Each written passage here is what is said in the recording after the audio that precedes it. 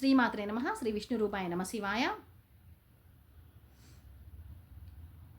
కృష్ణాష్టమికి కృష్ణుడికి బారసాల చేస్తారు కదా, మరి శ్రీరామనవమికి రాముడికి ఎందుకు కళ్యాణం చేస్తారు? కృష్ణాష్టమికి కృష్ణుడు బారసాల చేశారంటే ఆయన పుట్టిన దగ్గర నుంచి భగవంతుడు ఎప్పుడైనా దుష్ట సంహారానికి కదా పుట్టేది.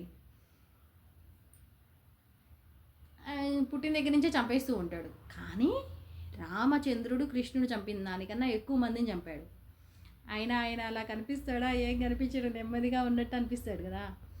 ఆయన కూడా రావణ సంహారానికి పుట్టిన రాముడు నరుడుగా వచ్చింది మనిషిగా ఎలా బతకాలి, ఎలా నడవాలి అనేది చూపించడానికి. దాన్నే రామాయణం అంటే రాముడు నడిచిన దారి. రాముడు అంటే రాజ్యపాలన. రావణ సంహారం అయిపోయినాక వెళ్ళిపోలేదు కదా, ఉండి రాజ్యపాలన చేశాడు కదా. రాముడు అంటే ఇప్పుడు రావణ సంహారం లేదు కాబట్టి రాజ్యపాలన అంటే ఆయనకి పట్టాభిషేకం చేయాలి. పట్టాభిషేకం చేయాలంటే కళ్యాణం చేయాలి కదా ఫస్ట్. అసలు వచ్చింది ఆయన అందుకోసం. వాళ్ళ ఆవిడ రావణాసుని శాపం ఎట్టింది కదా, వేదవతిగా. అప్పుడు రావణాసుని శపించిందని రామయ్యగా వచ్చేసాడు. మళ్ళీ వచ్చాడు ఆ వేదవతి కోసమే ఇప్పుడు వెంకయ్యగా. అట్లనే వాళ్ళ ఆవిడంటే చాలా ఇష్టం ఆయనకి.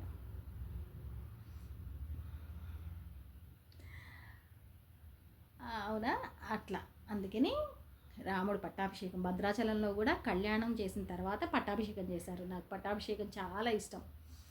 కళ్యాణం అంటే రోజు చేసుకునేదే కదా, మళ్ళీ వాళ్ళ ఆవిడని రోజు చేసుకుంటూ ఉంటాడు. ఆయన కోసం కాదు, మన కోసం లేదు కానీ మన కళ్యాణం కోసం అట్లా. అందుకని ఆయన కళ్యాణం చేశారన్నమాట పుట్టినరోజు నాడు. అలానే ఈరోజు ప్రసాదాలు చేశారా? నేను చేశాను ప్రసాదం. పెసరపప్పు నానబెడతాం కదా, సలివిడి పానకం. ఈ సలివిడిని మళ్ళీ అంటే నేను మామూలుగా పంచేస్తాను, అట్టు పెట్టను. నిన్న కొంచెం ఉండిపోయింది. దీన్ని అదే రామయ్యకి కొడతాం కదా కొబ్బరికాయ, ఆ కొబ్బరికాయతో ఈ సలివిడి ఉంటుంది కదా మిక్సీ చేసేసి దోశలు వేసేసుకోవచ్చు.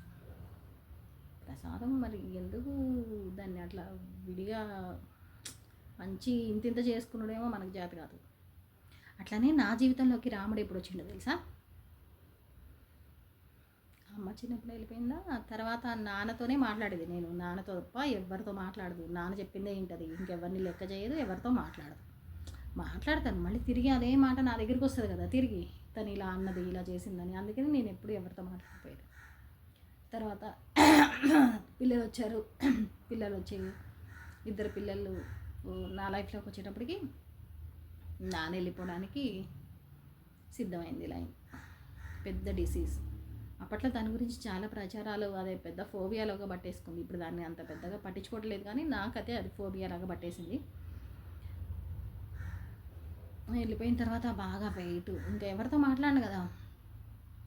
రోజుకు 4-5 కాఫీలు, ఇంత కాఫీలు 4-5, 100, 110. అప్పుడు ఎస్వీబీసీ ఛానల్ మొదలైంది. అప్పుడు భక్తి టీవీ వచ్చింది, ఎస్వీబీసీ ఛానల్ వచ్చింది. దీంట్లో 8 గంటలకు చాగంటి నాన్న పేరు కోటేశ్వరరావు, ఆయన పేరు చాగంటి కోటేశ్వరరావు గారు. అదే హైటు, అట్లనే కాళ్ళు చేతులు తెల్లగా, అట్లనే నాన్నలానే. ఆయన మాటలకి ఎడిక్ట్ అవ్వంది ఎవరు? నేను కూడా. అప్పుడు ఒక అరగంట ఎస్వీబీసీ ఛానల్లో 8:30కి ఏమో వచ్చేది, దీంట్లో 8ంటికి వచ్చేది, దాంట్లో 8:30కి వచ్చేది. అది వినడానికి బతిమలాడుకొని, ఆ గంట సేపు టీవీ మార్చుకోకుండా ఉండడానికి బతిమలాడుకొని నేను దాన్ని కాళ్ళు పట్టుకొని పాదసేవలు చేసి మరి అది తినేదాన్ని. అట్లాంటప్పుడు ఫస్ట్లో ఒక అరగంట అయితే 5 నిమిషాలకు గుర్తుండేది. నేను ఏదైనా డీప్గా చేయడమే తప్ప ఊరికి నేను చేసామా అన్నట్టు చేయడం నాకు ఫస్ట్ నుంచి లేదు. మరి అది ధనస్సు రాసి పోలానో ఏమో. అప్పుడు రామయ్య వచ్చింది నా దగ్గరికి, రామనామం వచ్చింది, రాముడు వచ్చాడు. రామనామం చెప్పడానికి రూపాయి ఖర్చు పెట్టాల్సిన అవసరం లేదు. ఎక్కడున్నా ఎప్పుడైనా చెప్పుకోవచ్చు. సాధన చేయాలి కదా. రామనామం మనకు తెలిసి మనం బాహ్యంగా మనం కూర్చొని కాసేపు చెప్పగలం. శరీరం మనకు తెలియని స్థితిలో కూడా లాగిపెట్టి కొడితేనో దెబ్బ తగిలితేనో మనకు అసలు ఏమి తోచని స్థితిలో రామనామం వచ్చిందంటే ఊరికనే వచ్చేసిందా. కొన్ని సంవత్సరాల సాధన ఉంటుంది కదా. ఆ గంట సేపు ఉంటే మనకెక్కడ తనివి తీరుతుంది. మనం ఏదో పెట్టుకున్నా డీప్గా వెళ్ళిపోతాం కదా. రామాయణం సీడీలు దొరికినాయి 42 వీడియోస్. ఎన్నిసార్లు విన్నానంటే తినగా వేమే తీయగా ఉంటుంది కదా, అమృత తుల్యమైన రామాయణం విన్నానంటే అన్నిసార్లు. ఇంకా అది ఇంకా ఏం చేసిద్ది నా మనిషిని. అట్లా ఇంకా విపరీతమైన బిజీ. అట్లా అంటారు కదా, క్షణం తీరిక లేదు, రూపాయి సంపాదన లేదు అనిపించేది నాకు కూడా.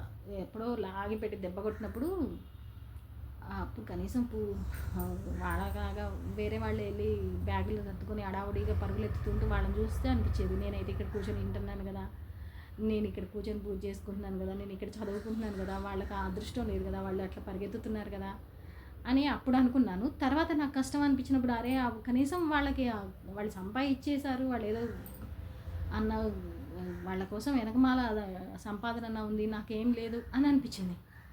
కానీ ఏమీ లేదు అని నాకు అనిపించిన నా మొదటి అడుగు బయటికి వెళ్ళినప్పుడు నేను ఆయనతోనే వెళ్ళాను. మళ్ళీ నా చివరి అడుగులో మానేసినప్పుడు కూడా నేను మళ్ళీ ఆయనతోనే వచ్చాను. ఇంట్లో ఉన్నంతసేపు నాకు అనిపించలేదు ఆయన నా పక్కన ఉన్నాడని. బయటికి వెళ్ళినప్పుడు ఆయన నా పక్కన ఎంత పక్కన ఉన్నాడని అనిపించిందండి. 5 వరుసలు 6 వరుసలు దశావతారాలు పెడితే ఒకటి తీస్తాం, పెద్ద సైజు కాబట్టి ఒకటి పట్టుకుంటాం మనం రాముడిని. ఎన్నిసార్లు వంగి తీసినా అదే రాముడు మన చేతికి వస్తాడు. రాముడి కోసం ఎవరు వచ్చినా మన దగ్గరికి వస్తారు. లేదు మనమే మెల్లగా అటు రాముడి దగ్గరికి వెళ్ళిపోతాం.